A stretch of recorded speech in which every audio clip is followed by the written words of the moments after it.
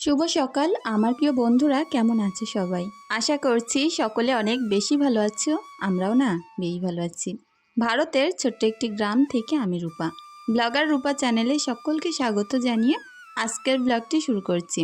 সুন্দর গ্রামীণ পরিবেশে যে সকল জিনিসগুলো আর কি অনেক বেশি পছন্দের আর যে কাজগুলো আমরা করে থাকি সেইগুলোই তোমাদের সাথে শেয়ার করার চেষ্টা করছি। চলো, পুকুরে জাল ফেলে নিয়েছি, এখন উঠেছে এক জাল ভর্তি মাছ। অনেকগুলো ছাড়া হলো ছোট ছোটগুলো, আর এখান থেকে বাছাই করে কিছু মাছ নেব, সাপ্তাহিক মাছের সংরক্ষণ করব। তো যেহেতু আমরা বাচ্চা কাচ্চা নিয়ে সকাল সকাল স্কুলে চলে যাই, আর জানোই তো এখন যা কাকফাটা গরম পড়ছে, এই গরমে কিন্তু কোনো রকমভাবে বেলা করে রান্না করলে চলছে না। একদম 10টা-11টার মধ্যে রান্না সারতে পারলে কোনো কষ্টই হয় না সারাদিনটা। তো সারা দিনের প্রচুর কাজ, তারপরে সাপ্তাহিক মাছের সংরক্ষণ, আর এই প্রচণ্ড গরমে কিভাবে আমি রুমগুলোকে একদম ডিপ ক্লিনিং করলাম সেটাও শেয়ার করব। হাঁসগুলোও কিন্তু এই হাঁসফাঁসে গরমে কত সুন্দর করে গা ধুচ্ছে। এই 4 পিস মাছ নিলাম, রুই মাছ, রূপচাঁদা, একটা লাইলন টিকা আর একটা বড় সাইজের বাটা মাছ। তো কে কে বাটা মাছ খেতে ভালোবাসে অবশ্যই জানিও। আমি কিন্তু বড় সাইজের বাটা মাছ অনেক পছন্দ করি। তারপরে এখন ফ্রিজ থেকে এক বাটি সন্দেশ বার করলাম, এগুলো আর পাউরুটি দিয়ে মেয়েকে টিফিন করে দিলাম সকালের। আর চলো এবার টুকটাক করে একদম খাট টাট গুছিয়ে সুন্দরভাবে পরিপাটি করে নিই। খাটের বেডশিট চেঞ্জ করব, মোছা ধোয়া অনেক কাজ আছে, অবশ্যই পাশে থেকো। আজকের কাজগুলো করতে করতে আমি ভাবছি এই গরমে পুরো হাঁপিয়ে পড়ব। যাই হোক, কিছু করার নেই, যত গরম তত পরিষ্কার পরিচ্ছন্ন থাকা শরীরের পক্ষে কিন্তু ভালো। আগের দিনকার আমার ভিডিওতে আমি বলেছিলাম যে আমার স্কিন কেয়ার, আমি কিন্তু বলিনি যে পুরো ফুল প্রোডাক্ট দিয়ে কিভাবে কিভাবে স্কিন কেয়ার করতে হয় সেটা শেয়ার করছি। আমি বলেছিলাম আমি যেভাবে স্কিন কেয়ার করি মাত্র দুটো প্রোডাক্ট দিয়ে, সেই দুটোই দেখাবো। কারণ অনেক বোনেরা অনেক দিন থেকে জানতে চাইছো কোন ফেস ওয়াশটা আমি ব্যবহার করি, আর ফেস ওয়াশ ব্যবহার করার পরে কোনটা ব্যবহার করি। ইয়াসমিন খান প্রোফাইল থেকে এক বোন আমাকে হাসির কিছু ইমোজি দিয়ে তারপরে কমেন্ট করেছে এটা ওর স্কিন কেয়ার। যাই হোক, আমি না মুখের সম্পর্কে প্রচণ্ড সচেতন, আর আমি সেরকম কিছু আমি ব্যবহার করি না। মাশাআল্লাহ, তাতেই আমার মুখটা অনেক ভালো আছে। আর আমি না এই সকল বিষয়গুলো আমি মনে করি পয়সা খরচ ছাড়া আর কিছু না। স্কিন কেয়ারে গাদা গাদা কিছু প্রোডাক্ট ব্যবহার করলে যে মুখটা অনেক আস্তে আস্তে সুন্দর হয়ে যাবে, আমি মনে করি সেরকম কিছু হয় না। হয়তো কিছুক্ষণের জন্য অনেক ভালো থাকে, তারপরে গিয়ে দেখা যায় আস্তে আস্তে করে স্কিনটা আগের থেকেও বেশি খারাপ হতে থাকে, কিংবা স্কিনের যে কালারটা সেটাও চেঞ্জ হয়ে যেতে থাকে। যাই হোক, আমরা গ্রাম্য খুব সাধারণ ঘরের বউ, আমি যেরকম আমি ঠিক সেরকমটাই তোমাদের সাথে শেয়ার করেছি। যাই হোক, চলো অন্য প্রসঙ্গে যাই। এখন সুন্দর করে ড্রেসিং টেবিলের সামনেটাও পরিষ্কার করে নেব। বললাম না আজকে ঘরটাকে ডিপ ক্লিনিং করব, সব কিছুই সুন্দরভাবে গুছিয়ে অর্গানাইজ করে তারপরেই কিন্তু আমি বের হব। রান্নাবান্নারও একটু চাপ আছে, কি কি রান্না হয় সেটাও এখনও ভাবতে পারিনি। তো রাত্রেবেলা অন্যদিন চিন্তাভাবনা করে রাখি কি কি রান্না করব, কি কি গোছাবো। আজ যেহেতু ঈশার স্কুল নেই, ওই কারণে রাতে কিছু ভেবে রাখা হয়নি পরের দিন সকালবেলা কি করব। ভাবছি সারাদিন তো বাড়িতেই থাকবো, কোনো কিছুর অসুবিধা হবে না, যেটা ভালো লাগবে সেরকম ধরনেরই কিছু রান্না করব। তো অনেকখানি গুঁড়ি কচু আনা রয়েছে, ওইগুলোকে সুন্দরভাবে বেছে নিতে হবে, বাছতে অনেকটা সময় লাগবে। তারপরেও আজকে সময় হাতে আছে, আজকেই করে নিতে হবে ওই রান্নাটা। আর পুকুর থেকে তো মাছ ধরলাম, তোমাদের সাথে শেয়ার করলাম, 2-3 রকম 4 রকমের মাছ ধরলাম। এগুলোকে একদম ভালোভাবে পরিষ্কার পরিচ্ছন্ন করে বাছা কোটা করে একদম ফ্রিজে ভালোভাবে গুছিয়ে রাখবো, যাতে করে পুরো সপ্তাহ এই মাছগুলো আমার চলে যায়। আমাদের বাড়িতে আমি আর আমার ছোটো মেয়ে আমরা দুজন মাছ খাই। হাজব্যান্ড আর সিমরান যেহেতু কোনো মাছই খায় না তেমন, ওই কারণে ওদের জন্য ডিম করা হয়। তো অল্প অল্প রান্না করলে আমার কিন্তু সপ্তাহ ভালোভাবে পার হয়ে যাবে। আর এবার ভেবেই নিয়েছি পুকুরটা যেহেতু ছাড়িয়ে নিয়েছি, একদম গিজগিজে করে পুকুরে মাছ ছেড়ে রাখবো, যাতে করে কোনো খাওয়ার মাছ কিনতে না লাগে, আর বছর শেষে অনেক টাকার মাছ আমরা বিক্রি করে লাভবানও হতে পারি। তো চলো সুন্দর করে ঘরটাকে পরিপাটি করে গুছিয়ে বার হলাম। আর এখন এই যে বারান্দার এইগুলো পরিষ্কার করব। এখানে চা খাওয়া হয়েছে সকালে, তারপর ঈশা খেলছিল, এটা ওটা চারিদিক হয়ে আছে, এগুলোকেই গুছিয়ে নেব। গাছগুলোকে সকালে উঠে আমি আগে পানি দিয়ে নিয়েছি। আর বাইরে তো অনেকটা মেঘলা মেঘলা, মনে হচ্ছে কাল থেকে বৃষ্টি হবে, কি আজ সন্ধ্যাবেলাও হতে পারে, একদম অন্ধকার হয়ে আসছে।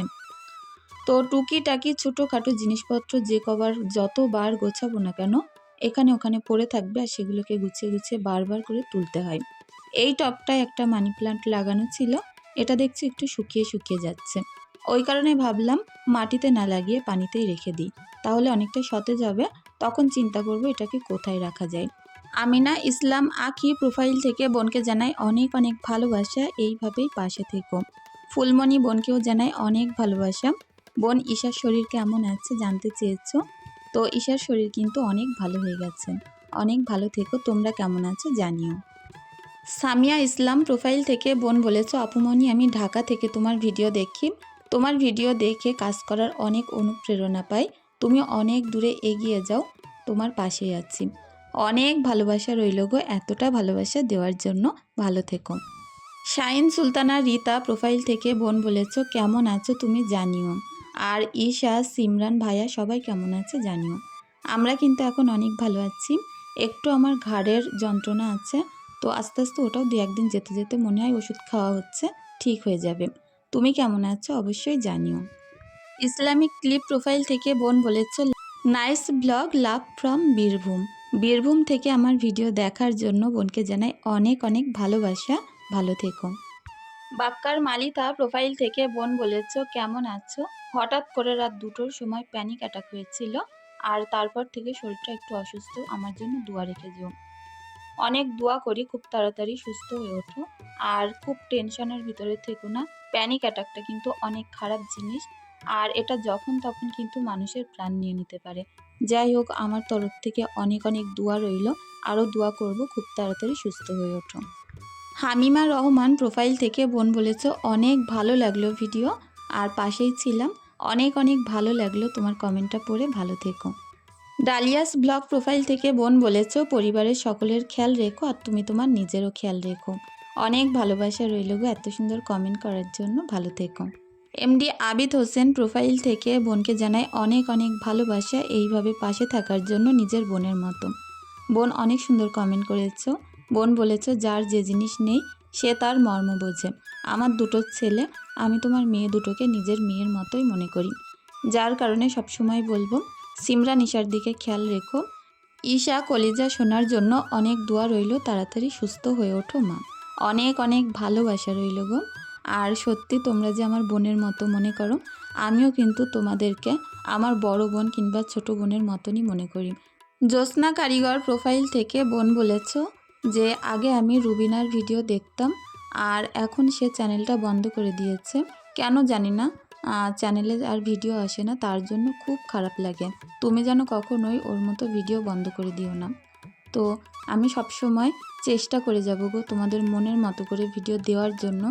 আর যত কষ্টই হোক, যত শরীর খারাপ হোক না কেন, আমি চেষ্টা করে যাব আমার এই চ্যানেলটাকে চালিয়ে নিয়ে যাওয়ার জন্য। কারণ আমিও জানি তোমরা কতটা আগ্রহ সহকারে আমার ভিডিওগুলো দেখো, আর কতটা ভালোবাসো আমাকে। যদি কোনো দিন বড় কোনো দুর্ঘটনা না হয়, তাহলে অবশ্যই ভিডিও যদি আমি বন্ধ করি তার আগে আপডেট দিয়ে যাব কী কারণে ভিডিও দিচ্ছি না। অনেক ভালো থেকো গো, সকলের জন্য অনেক দোয়া ভালোবাসা রইল। আমাকে আরেক বোন কমেন্ট করেছো, আমি তোমার ভিডিও রোজ দেখি, তুমি যদি আমার নামটা নাও আমি খুব খুশি হব। বোনের নাম হচ্ছে রুনা, আর বোনের মেয়ের নাম হচ্ছে এরিনা। বোনের জন্য অনেক দোয়া ভালোবাসা রইল, আর এরিনার জন্য অনেক স্নেহ এবং ভালোবাসা রইল। ভালো থেকো। মারুফা খাতুন প্রোফাইল থেকে বোন বলেছো, তোমার রূপোর পলা আছে, আমারও রূপোর পলা আছে, আর পুরোপুরি ডিজাইন করা। তোমার পলা দুটো অনেক সুন্দর, আর এই গরমে অবশ্যই ত্বকের যত্ন নেওয়া উচিত। অনেক ভালো লাগলো গো এত সুন্দর কমেন্ট করলে। আর তোমরা কোন কোন প্রোডাক্ট ইউজ করো আমাকে অবশ্যই কমেন্ট করে জানিও। ডালিয়াস ব্লগ প্রোফাইল থেকে বোন বলেছো, আজ বৃষ্টি হয়েছে, আমাদের এখানটা একটু ঠান্ডা, অনেক মনটা ভালো আছে। আমাদের এখানে অনেক মেঘলা, বৃষ্টি তো হচ্ছে না, জানি না কখন বৃষ্টি হবে, কিন্তু অনেক গরম। যাই হোক, অনেক ভালো থেকো। আমিনা ইসলাম আঁকি প্রোফাইল থেকে বোন বলেছো, তোমার সংসার গুছিয়ে করা দেখে মনে হয় ভালোবাসায় ভরা ছোট্ট একটা দুনিয়া। তোমায় দেখে মনে হয় যত্ন করে সংসার করাটা কতটা সুন্দর হতে পারে। তুমি অনেক পরিশ্রম করো, সর্বদা আল্লাহ তোমাকে অনেক ভালো রাখুক। তোমার ভিডিও দেখা মানে একটু শান্তির সময়। আর বোন এটাও বলেছো, প্রিয় আপুটা, অসুবিধা হলে অন্তত 3 দিন পর পর ভিডিও দিও, কিন্তু একেবারেই হারিয়ে যেও না। মনে রেখো তোমার এই ছোট্ট বোনটা তোমাকে কখনোই হারাতে চায় না।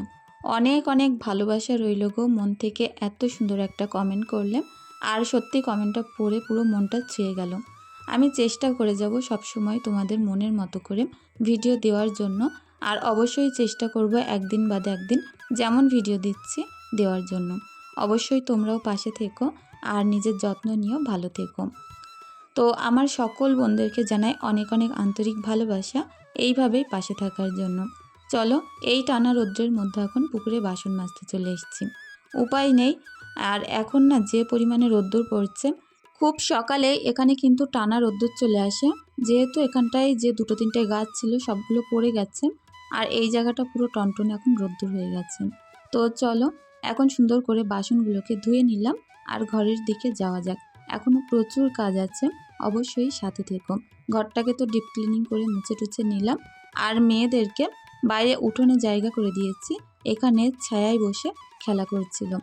তো চলো মাছগুলোকে কাটাকুটি করে নিই। অনেক সময় পরে আসছি, আর এতগুলো মাছ বাছতে বাছতে পুরো কোমরের অবস্থা শেষ। তো এই মাছগুলো আমি এখন সুন্দর করে গুছিয়ে রাখবো। এগুলো স্টোর করে রাখতে পারলে এক সপ্তাহ কিন্তু আমার অনায়াসেই হয়ে যাবে।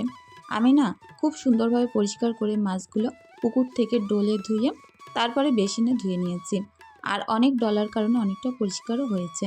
তো নালগুলো কাটানোর জন্য কিছুটা পানি দিয়ে ঝাঁকা দিয়ে দিয়ে ধুয়ে নিয়েছি। আর এখন একটা শুকনো পাত্রের মধ্যে ভালোভাবে পানি ঝরিয়ে ঝরিয়ে তুলে নিচ্ছি। এইভাবে যদি মাছ সুন্দরভাবে রাখা যায় একদম এক সপ্তাহ কিন্তু ভালোই থাকবে। আর এখান থেকে আমি যখন খুশি দুটো একটা করে নিয়ে নিয়ে রান্না করতে পারবো। অনেক সময় এমন হয় দুপুরবেলা যে মেয়েকে ভাত দেব, যদি মাংস রান্না হয়েছে সেই দিন কিন্তু ঈশা ভাত খেতে চায় না, তখন এখান থেকে এক দু পিস আমি সুন্দর করে ভাজা করে ওকে কিন্তু খেতে দিতে পারবো। তো বাচ্চা কাচ্চা ছোট থাকলে সব দিকেই লক্ষ্য রাখতে হয়, আর কার কি পছন্দ সেটাও মাথায় রাখতে হয়। স্নান সারলাম, মাছ কাটার পরে জানোই তো গা দিয়ে কেমন দুর্গন্ধ বার হয়, যার কারণে স্নান সেরে সোজা চলে আসলাম উনুন পাড়ে। ওদিকটায় ভাত বসিয়েছি, এই দিকটায় মাছগুলো আগে ভাজা করে নেব। আর গুঁড়ি কচু ছিল খানিকটা, সেগুলো আমি বাছাকুটা করে নিলাম। তো গুঁড়ি কচু বাছতে কিন্তু অনেক সময় লাগে, আর একদম ছোট্ট ছোট্ট গুঁড়ি কচু, সেগুলো তো সময় লাগবেই বেশি। তো সব কিছু করে কমপ্লিট করে উনান পাড়ে চলে আসলাম। আমার এই যে সারাদিনের রুটিন আমি যদি তোমাদের সাথে পুরোপুরি শেয়ার করি, আমার মনে হয় দুটো তিনটে ব্লগ হয়ে যাবে। তো তারপরেও চেষ্টা করি কিছু কিছু কাজ তুলে ধরার জন্য তোমাদের সামনে। আর অবশ্যই তোমরা জানিও কোন ধরনের ভিডিও তোমরা দেখতে চাও, আমি চেষ্টা করব ঠিক সেই ধরনের ব্লগ তোমাদের সাথে শেয়ার করতে। এখানে দেখো কড়ার মধ্যে পেঁয়াজ আদা রসুন সুন্দর করে ভাজা ভাজা করে একটু পানি দিলাম, কিছুটা কাঁচা লঙ্কাও দিয়েছিলাম। আর এখন একটু নুন হলুদ লঙ্কার গুঁড়ো দিলাম। আর এইভাবে সবজি রান্না করলে কখনোই কড়া পাক হবে না, আর খেতে কিন্তু দুর্দান্ত লাগে। আমি সবসময় চেষ্টা করি তেলে না কষিয়ে তেলের মধ্যে অল্প একটু কষানো পানি দিয়ে সেটার মধ্যে কষাতে। এতে করে সবজিটা গলতেও লেট হয় না, আর খেতেও ভালো লাগে। আমার এদিকে ভাতটা একটু শক্ত আছে, এটাকে টিপে টিপে দেখছিলাম যে কেমন হয়েছে। সামান্য একটুখানি শক্ত, এক্ষুনি উপর দেওয়া যাবে। তো তার মধ্যে এই যে ছোট্ট ছোট্ট গুঁড়ি কচু বেগুন এগুলো কিন্তু সিদ্ধ হয়ে গেছে। এটাকে আমি অনেক সময় ধরে নেড়ে চেড়ে পুরো শুকনো শুকনো করে কষিয়ে নেব। তারপরে ঝোল দিয়ে এর মধ্যে মাছগুলোকে তুলে দেব। তো আমার সকল বন্ধুদের কাছে আমার অনুরোধ রইল, প্লিজ আমার ভিডিওটি দেখে তোমাদের যদি কোনো অংশে একটু ভালো লাগে একটা লাইক করে দিয়ে যেও। জানি কমেন্ট করতে অনেকটাই লেট হতে পারে, তার জন্য অনুরোধ রইল একটা অন্তত লাইক করে দিও।